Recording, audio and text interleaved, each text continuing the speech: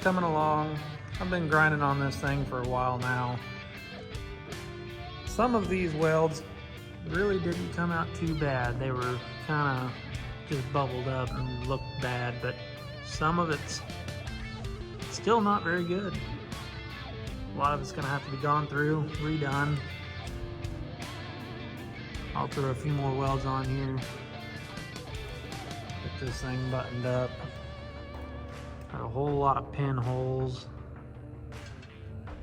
I'm gonna tell you, don't be that guy. This ain't right, it's not safe. That's terrible.